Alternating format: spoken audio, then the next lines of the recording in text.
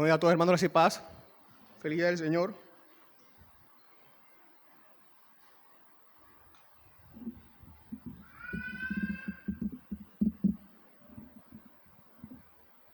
Vamos a Santiago, capítulo 4, en esta ocasión.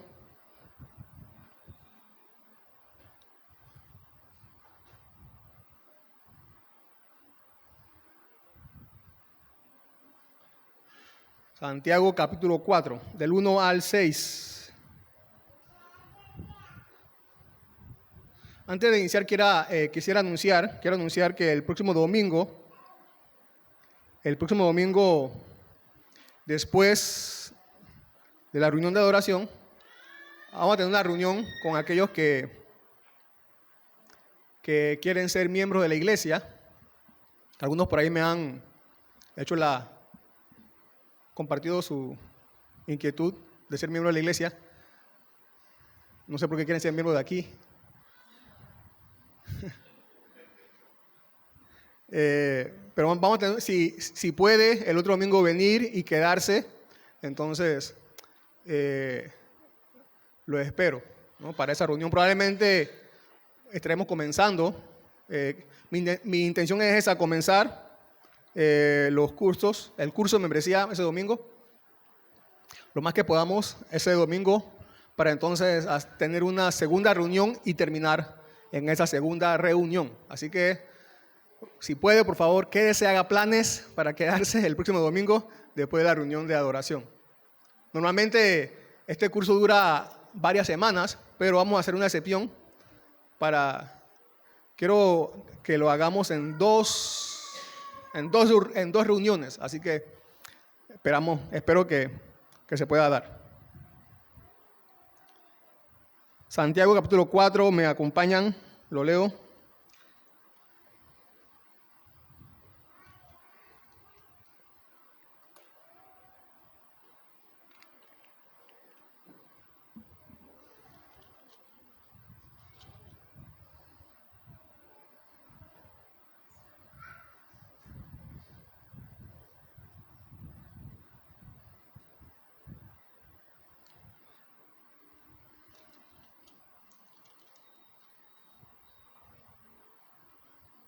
Después de recordar la importancia y nuestra necesidad de la sabiduría de lo alto y poder distinguirla también de la sabiduría terrenal, diabólica, Santiago ahora nos lleva a estas verdades diciendo, y comienza preguntando, ¿de dónde vienen las guerras y los conflictos entre ustedes? ¿No vienen de las pasiones que combaten en sus miembros? Ustedes codician y no tienen, por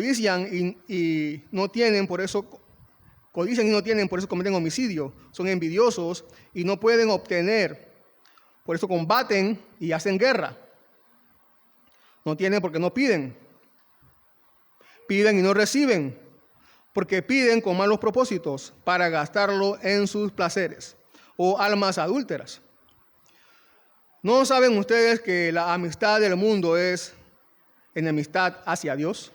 Por tanto, el que quiere ser amigo del mundo se constituye enemigo de Dios. ¿O piensan que la Escritura dice en vano, Dios celosamente anhela el Espíritu que ha hecho morar en nosotros? Pero Él da mayor gracia. Por eso dice, Dios resiste a los soberbios, pero da gracia a los humildes. Pero Él da mayor gracia. Y precisamente la enseñanza de hoy se llama Su gracia es mayor. Su gracia es mayor. Me copié del canto, título.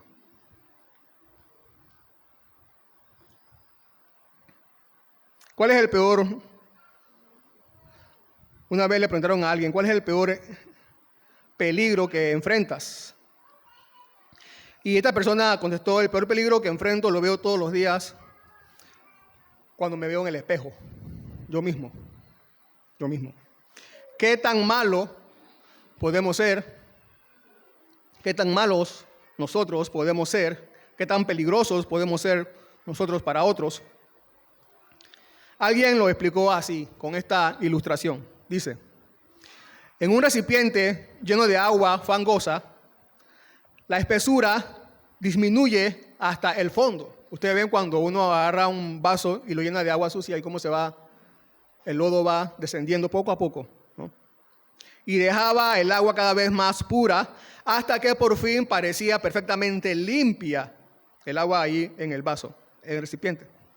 Sin embargo, al menor movimiento, al menor sacudimiento, el sedimento vuelve a la superficie y el agua se vuelve tan espesa y turbia como antes. Dice, le queda esta ilustración. Aquí tenemos un emblema del corazón humano. El corazón está lleno del fango, de las pasiones pecaminosas y de los deseos corrompidos. Y la consecuencia es que no puede fluir el agua pura, es decir, pensamientos buenos y santos. Es en verdad un pozo cenagoso y un lodazal de pecado, en el que se crían y se arrastran toda clase de reptiles horribles. Muchos, sin embargo, son engañados por ella y nunca imaginan que su corazón sea ni la mitad de perverso de lo que realmente es. Porque a veces sus concupiscencias están en reposo y se hunden hasta el fondo. Pero esto dura solo mientras no hay oportunidad o incitación al pecado.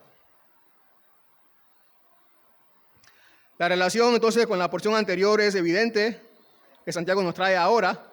La lengua destructora también nos habló de una sabiduría destructora.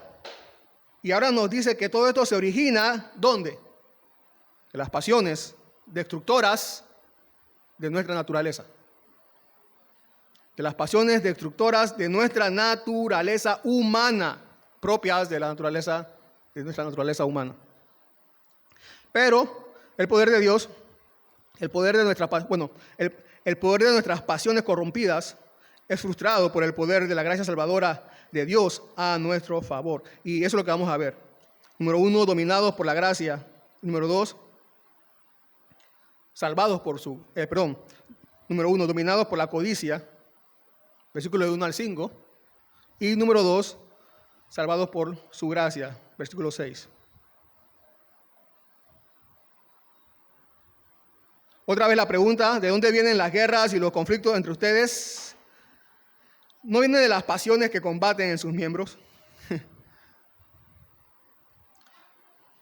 Nosotros tenemos la impresión de que la iglesia cristiana, la primera iglesia, las primeras comunidades cristianas que uno lee allá en Hechos, ¿no?, se caracterizaban por la paz y la armonía.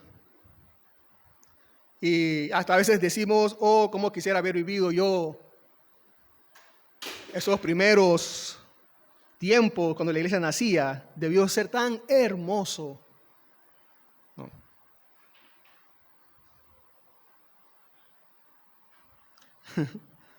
En ninguna parte de la Biblia se enseña que la iglesia está compuesta por personas que nunca pecan. Usted lo sabe, lo sabemos. Que todo en la iglesia es un jardín de rosas donde todo es paz.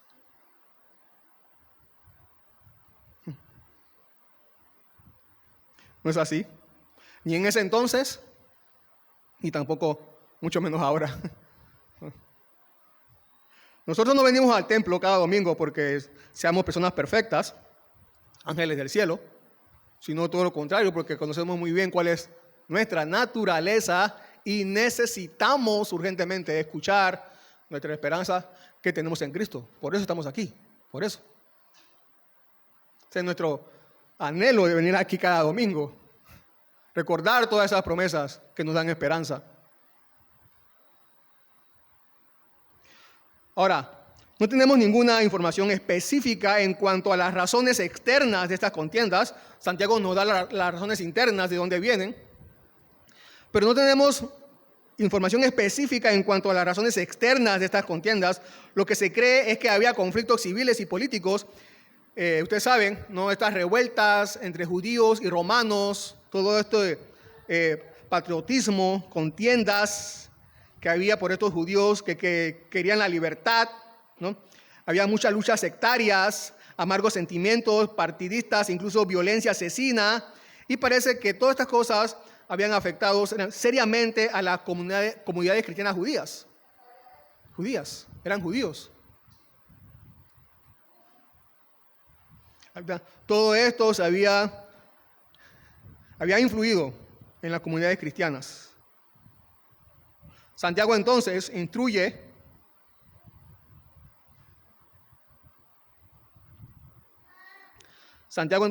a los amadores de la guerra, a que buscan la guerra, y les hace reflexionar, les hace ver el mal esencial de la guerra y cuál es su origen, de dónde brota todo esto, de dónde brota todas estas cosas. Y de la misma manera también entonces advierte a la iglesia, a los discípulos de Cristo, a los seguidores de Cristo, a los hijos de Dios, de estos peligros de los que estaban ellos expuestos, y también nosotros hoy estamos expuestos porque aún somos vulnerables al pecado. Así que necesitamos ser advertidos por eso. Entonces las iglesias de Cristo estaban siendo afectadas por orgullo, opiniones elevadas y desmedidas de sí mismos que le llevaban a aspirar la exaltación, envidia, rencor por la prosperidad de los demás, avaricia, codicia, amor al dinero, que despertaba toda clase de pasiones perversas y daba origen a designios torcidos y rebeldías de toda índole. ¿De dónde proceden, pues, todas estas cosas, perversiones del diablo?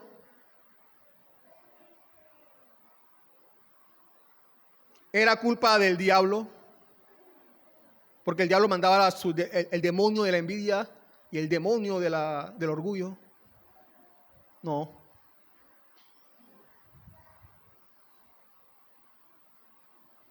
No hay tal cosa como el demonio de la envidia y el demonio del orgullo.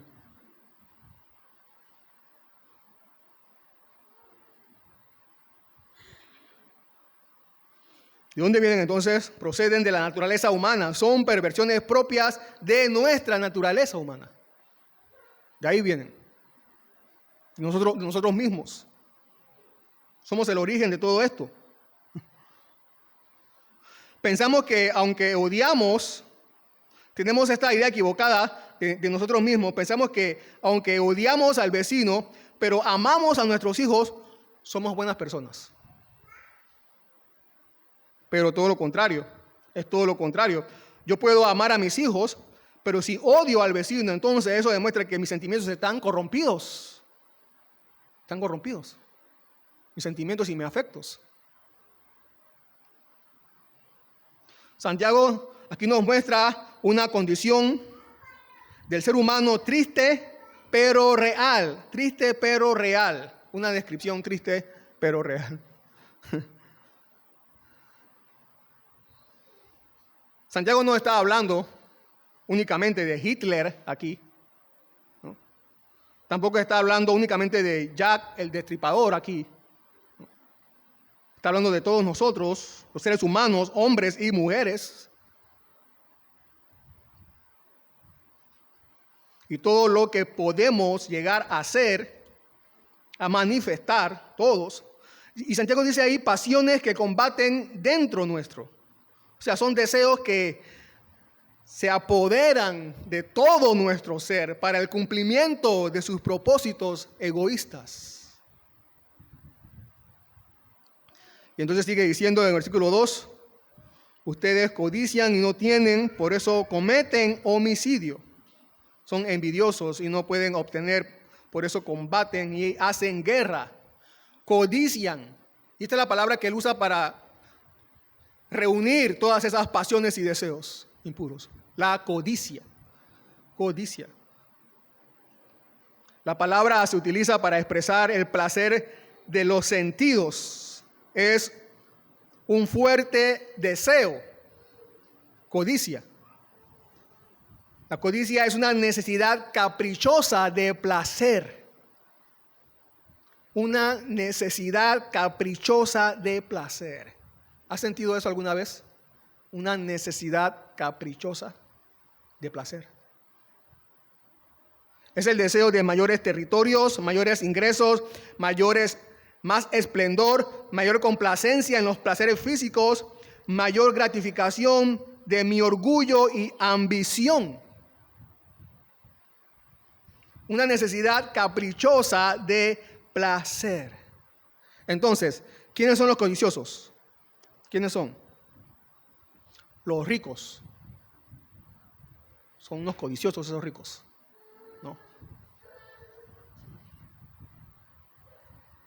No, nosotros somos candidatos ejemplares de lo que es la codicia.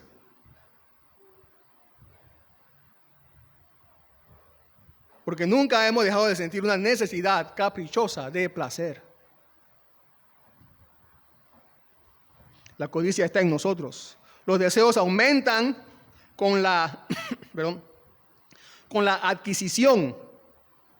Los deseos aumentan con la adquisición. Uno pareciera creer la verdad, creer que la verdad es que mientras más tenemos, seremos más satisfechos.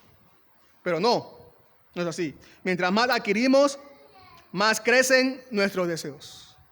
Más aumentan nuestros deseos. No estoy diciendo que trabajar para obtener cosas en sí sea algo malo. Tampoco estoy diciendo que todo lo que deseamos tenemos.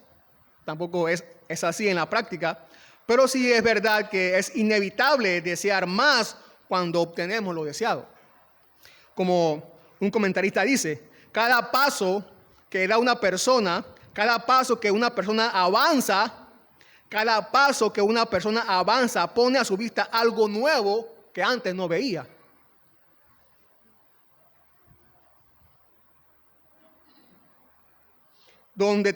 Sigue diciendo, donde termina la necesidad, comienza la curiosidad y nos inventamos apetitos que satisfacer.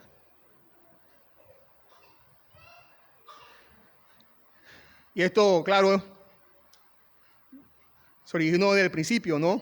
Cuando Adán pecó, Adán introdujo el pecado y todos los seres humanos entonces nacemos codiciosos, empedernidamente codiciosos.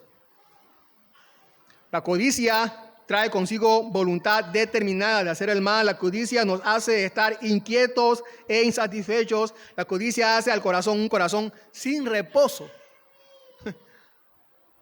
Sin reposo.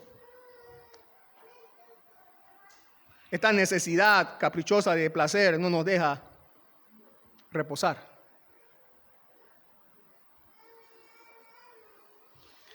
Este deseo es muestra, claro, de la corrupción de nuestra naturaleza humana.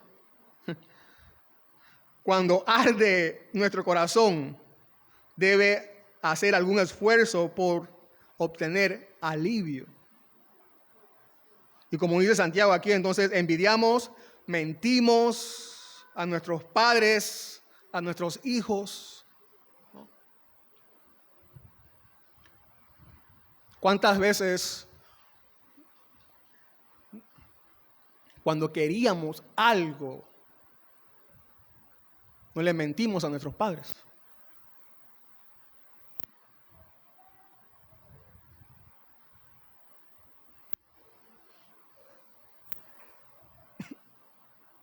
La mentira, la envidia, el deseo impuro, las ofensas.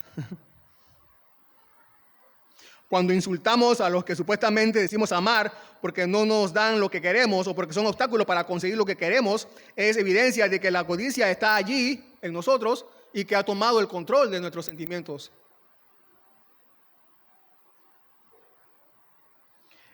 El 10º mandamiento y el último mandamiento, ¿cuál es? ¿Se acuerdan? No codiciarás. No codiciarás. Este mandamiento tiene una peculiaridad, no sé si se acuerdan, cuando estuvimos viendo los 10 mandamientos. Es un deseo el que se prohíbe y se condena aquí. Un deseo. ¿Qué gobierno en el mundo condena los deseos de alguien? Ninguno. No hay gobierno en el mundo que haga eso. No hay. No hay. Dios es el único que condena este deseo en su código de leyes. Si Dios ha determinado tal prohibición para tal deseo, entonces este deseo es un deseo que no debería existir. Dios en su sabiduría condena este deseo, lo incluye en su código de leyes y lo condena. Dios sabe cuán malo es este deseo. Y Dios, que conoce los corazones, es el único juez que puede juzgarlo y condenarlo entonces. La Biblia, ustedes dicen que recordarán que la Biblia dice que la avaricia es idolatría y la codicia está relacionada con la avaricia. Jesús dijo que no debemos hacernos tesoros en la tierra, sino hacernos tesoros en los cielos. La codicia es el deseo ilícito del bien temporal. La codicia menosprecia las promesas de Dios. ¿Sabe qué estamos haciendo al codiciar? ¿Sabe? ¿Sabe qué estamos haciendo al codiciar? Al codiciar estamos mostrando que son más importantes los tesoros terrenales que los tesoros celestiales. Es por eso que Dios definitivamente desaprueba este deseo. Hasta nuestras oraciones se ven afectadas. No tienen, dice Santiago, versículo, sigue diciendo ahí en la parte final del versículo 2, no tienen porque no piden. Versículo 3, piden y no reciben porque piden con malos propósitos para gastarlo en sus placeres. La idea es que no pedimos de la manera adecuada, de manera correcta, no pedimos según la naturaleza de la devoción a Dios. No hacemos ese tipo de peticiones.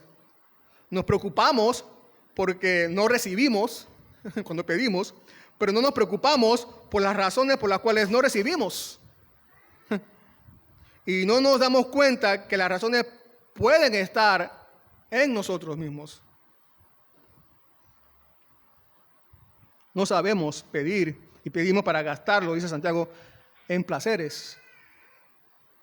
Esos no son los motivos correctos para pedir a Dios cosas, bienes materiales, no son. Oración como, Señor, dame un carro porque soy hijo del rey. Como yo soy hijo del rey, merezco, Señor, que tú me des un carro. No. Este tipo de oraciones son alentadas a hacerse. Y creen que tienen razón a hacer este tipo de oración. Este tipo de oración delata más un corazón codicioso que uno piadoso. No hay un solo ejemplo en la Biblia que nos permita hacer alguna oración similar. No hay.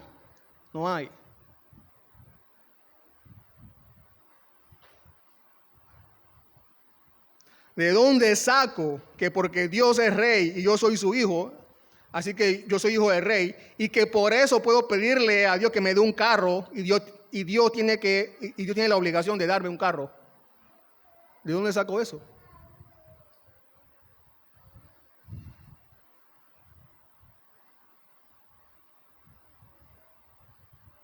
La oración no debe ser egoísta o para la satisfacción de caprichos vanos. Toda petición que se haga simplemente porque quiero darme gusto, por supuesto Dios no la contestará. Y corresponde a cada uno que ora por el éxito de sus negocios, examinar los motivos que tenemos para que prospere nuestro negocio. Examinar los motivos. No está mal orar por eso, pero debe ser por los motivos correctos, de acuerdo a las expectativas del Evangelio. Las cosas que pedimos principalmente deben ser las que necesitamos para cumplir con nuestras responsabilidades y deberes. También, por supuesto, en segundo lugar, ninguna parte de la vida cristiana está fuera de la voluntad del Señor a quien servimos. Es por eso que nuestras peticiones no pueden tener otro fin que no sea el que resulte de alguna manera en un servicio al Señor.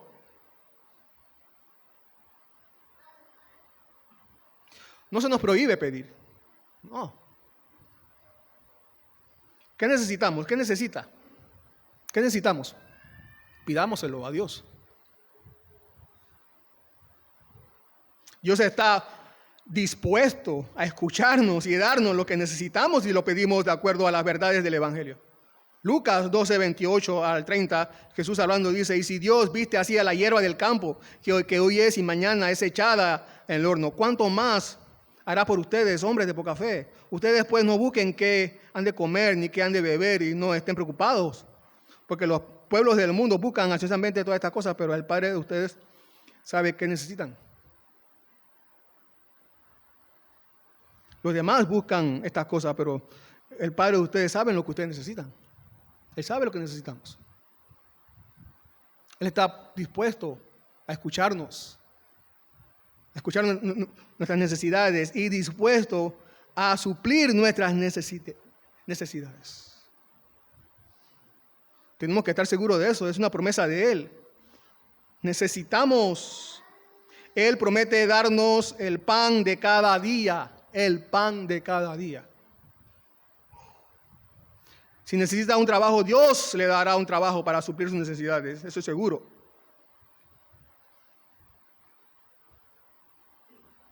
Pero tenemos que recordar que no debemos echarle la culpa a Dios del mal uso que hagamos del dinero que obtengamos del trabajo.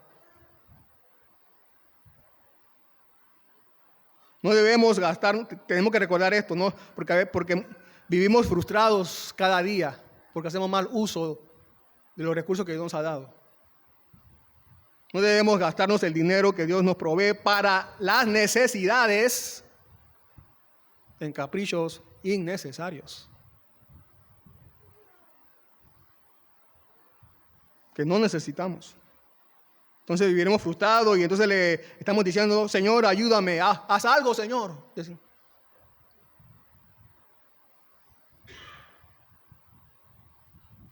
Vivimos frustrados entonces, ¿no? Claro que debemos, si hacemos eso, debemos ir a Él, pero para pedirle perdón por el mal uso que hacemos de los recursos que nos da. Y poder rectificar entonces lo que hicimos.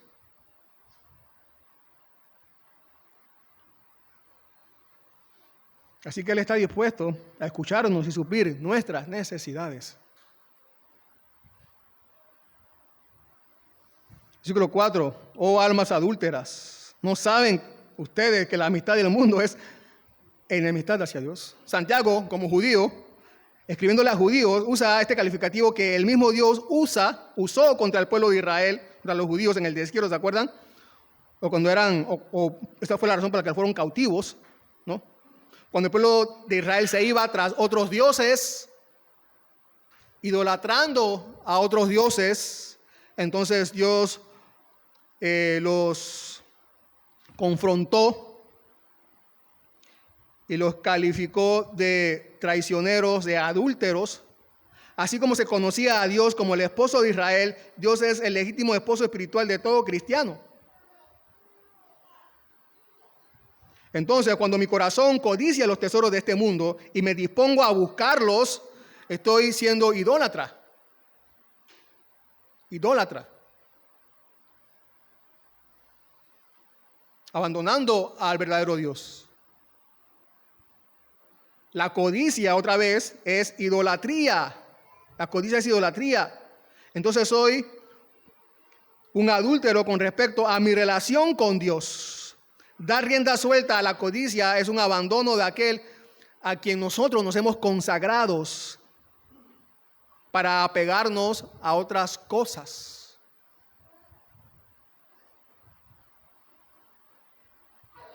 Y al hacernos idólatras, también nos hacemos enemigos de Dios, porque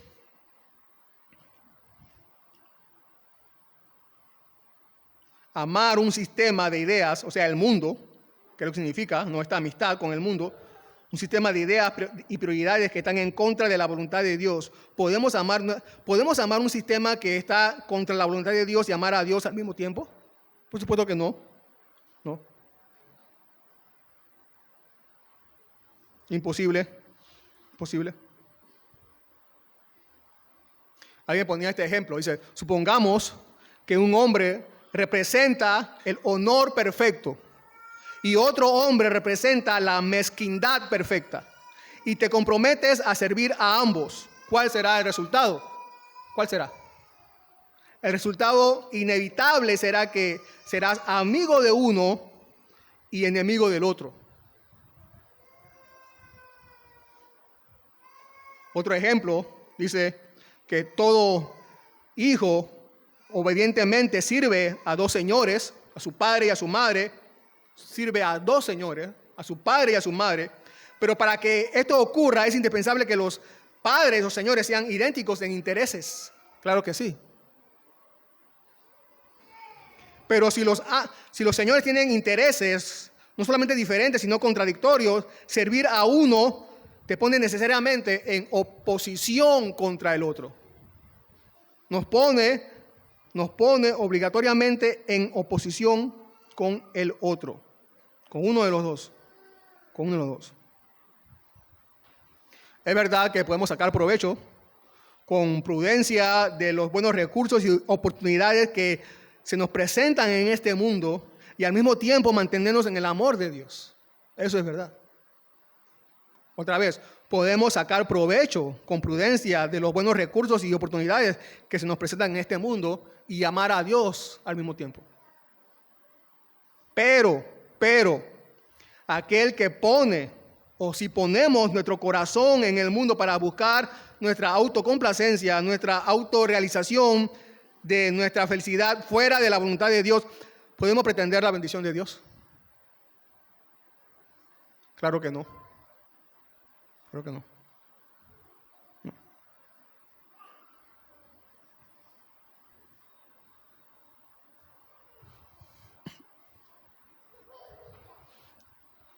Así que no podemos ser amigos del mundo y amigos de Dios.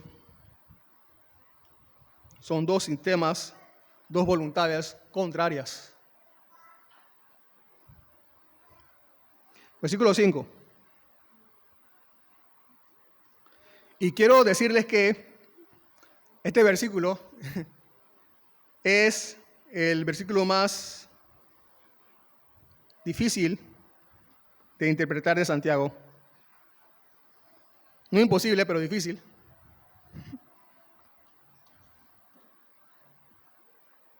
Según los comentaristas bíblicos, ¿no? y los conocedores del idioma. Quiero decirles por qué. Y quiero que... Bueno, vamos a ver si me doy a entender, si puedo. ¿No? El versículo 5 dice, ¿o piensan que la Escritura dice en vano, Dios celosamente anhela el Espíritu que ha hecho morar en nosotros? La forma en que Santiago escribió en el idioma original no es clara para traducir. No es clara. ¿No? Entonces, existen dos opciones más populares y la que acabamos de leer es una. Y quería decir eso. ¿No? Es una. Aunque estas dos interpretaciones concuerdan adecuadamente con la enseñanza de toda la Biblia, concuerda adecuadamente con la enseñanza de toda la Biblia, con el resto de las Escrituras. Y quizás eso lo hace aún más difícil, ¿no? de interpretar cuál es el sentido correcto que quería dar Santiago ahí, este o el otro, porque los dos concuerdan con la sana doctrina, los dos. Pero lo cierto es que en el idioma original griego, como Santiago lo escribió, no es fácil de interpretar. No es tan sencillo. No es tan sencillo.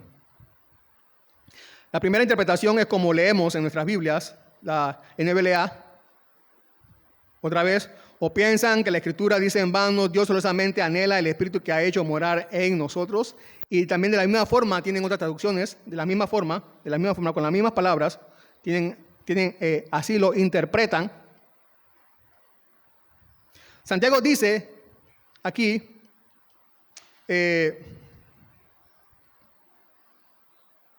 que la Biblia enseña, o que el resto de las Escrituras enseñan, que Dios ha puesto su Espíritu Santo en nosotros, y como el Espíritu Santo en nosotros, y como está allí en nosotros, su Espíritu Santo, ya le pertenecemos del todo, y no quiere que compartamos entonces con nadie más.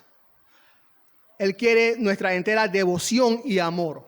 Es lo que Santiago dice allí cuando leemos la traducción que tenemos, ¿no? El Espíritu Santo vive en nosotros y Él nos anhela completamente. No quiere que vayamos tras nada más, que nos consagremos por completo a Él, al Espíritu Santo y al servirle a Él, ¿no? O somos todo de Él o no somos nada de Él. Es lo que entendemos al leer aquí este pasaje, así como está en nuestra traducción, ¿no? Y eso está bien con el resto de las Escrituras.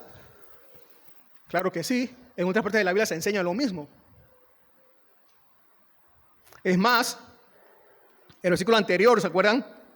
Donde Santiago habla del adulterio, así que estas palabras así como están concuerdan con el contexto. No debemos ser adúlteros, debemos consagrarnos totalmente a Dios, porque tenemos su Espíritu Santo en nosotros, que nos quiere completamente. La otra interpretación es esta, que está en otras partes de la Biblia. Dice: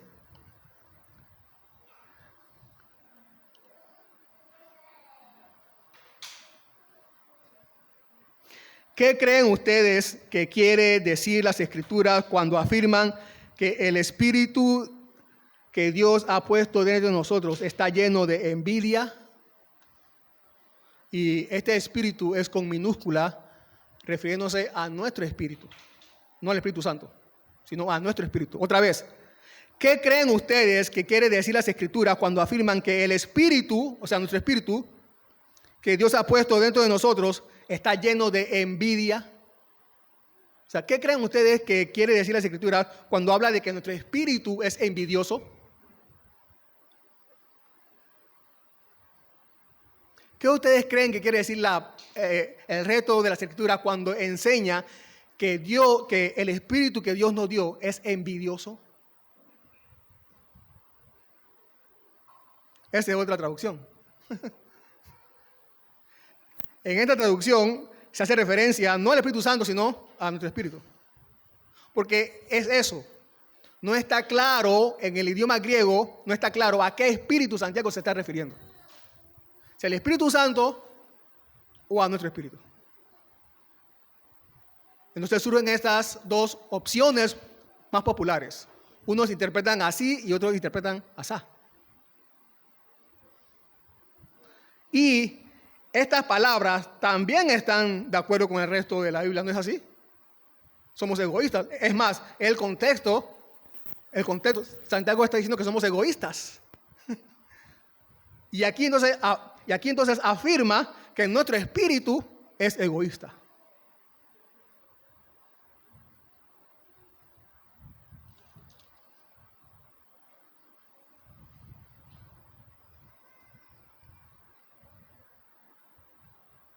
Y esta última traducción es la que yo quiero seguir ahora. Esta. Que Santiago hace referencia a nuestro espíritu que es egoísta.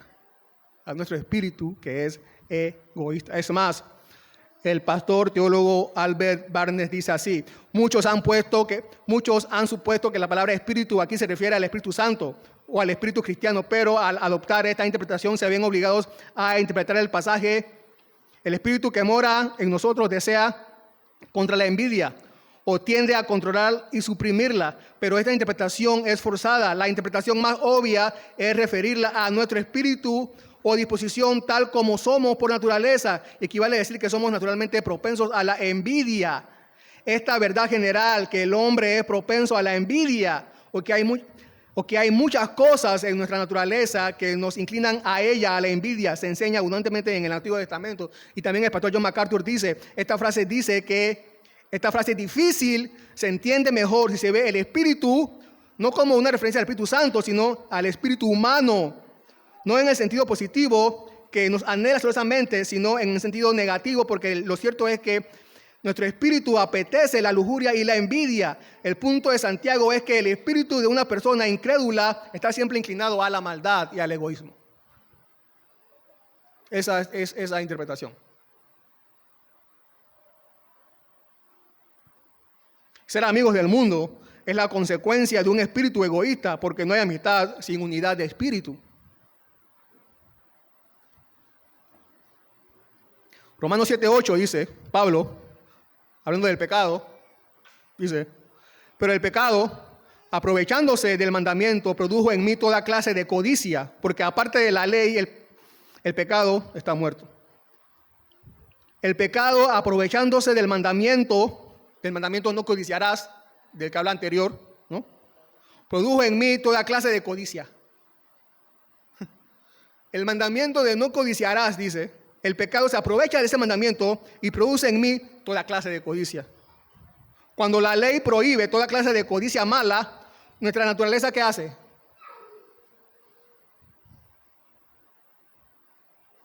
Cuando la ley prohíbe que no debemos codiciar, ¿qué hace nuestra naturaleza corrompida? ¿Qué hace? Codicia. Se lanza más a la codicia.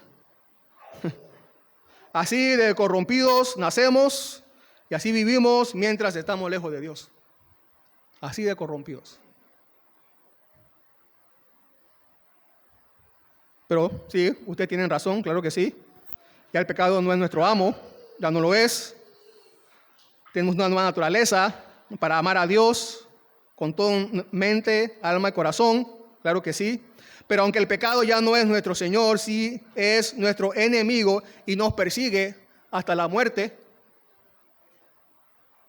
Hasta entonces nuestras pasiones no nos dejarán en paz por completo. Y lo que el mundo nos ofrece no perderá su brillo cautivante del todo.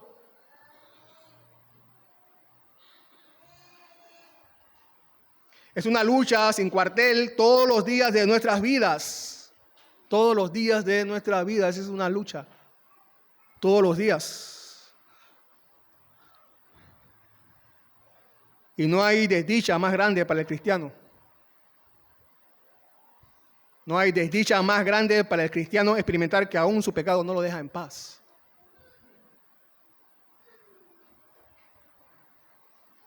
Pero aquí es cuando recordamos una maravillosa promesa. Versículo 6. Pero su gracia es mayor.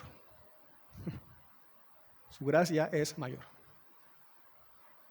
Pero Él da mayor gracia. Por eso dice, Dios resiste a los soberbios, pero da gracia a los humildes. Qué maravilla que cuando el pecado abunda, la gracia sobreabunda. Hermanos y hermanas, esta es una promesa de victoria. Dios no nos abandonará, sino que finalmente el pecado en nosotros sucumbirá al dominio santificador de su gracia divina. Es así. Es así. Gracia es la influencia del Espíritu Santo, la influencia que ejerce el Espíritu Santo sobre nuestro corazón para su regeneración y santificación, y cómo esta gracia opera, mata el amor del mundo hacia el mundo dentro de nuestra alma e inflama en nuestra alma el amor hacia Dios.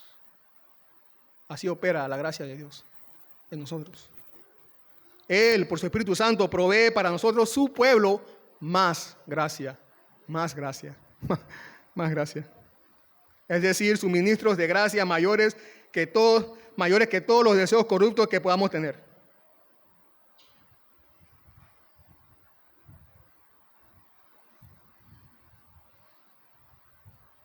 Podemos estar seguros que la gracia divina que nos es suministrada opacará el brillo de las tentaciones contra las cuales luchamos, con su esplendor purificador. A medida que la vieja naturaleza trabaja, su gracia trabaja en nosotros más poderosamente. Esa es la promesa. Esta es la ayuda sobrenatural provista para todo cristiano.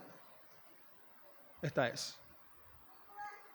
La fuente de la gracia de Dios no es como un pequeño y escaso manantial en el desierto alrededor del cual viajeros sedientos se reúnen para luchar y esforzarse, enturbiando las aguas, empujándose unos a otros antes de que estas aguas se sequen y se acaben. No, sino que es una fuente de gracia divina, es un río poderoso, inagotable, cascadas celestiales cuya fuerza impetuosa promete algún día pronto llevarse todo deseo que no es deseo de Dios.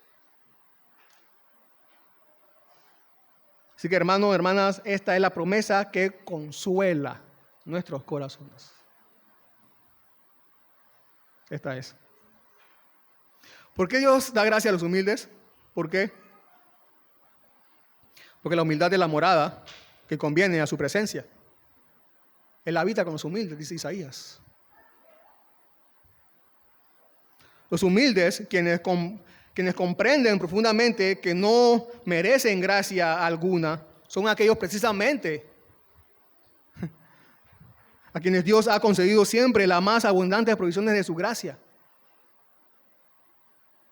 Cuantos más nos apartemos del orgullo, que es la raíz de las envidias y de las contiendas, más abundantemente recibiremos la gracia sobrenatural, que expulsará de nuestros corazones el amor del mundo, definitivamente. El generoso favor de Dios, el generoso favor que Dios nos da, este es el generoso favor que Dios nos da para vencer. Y este generoso favor de Dios es aún más fuerte, más fuerte.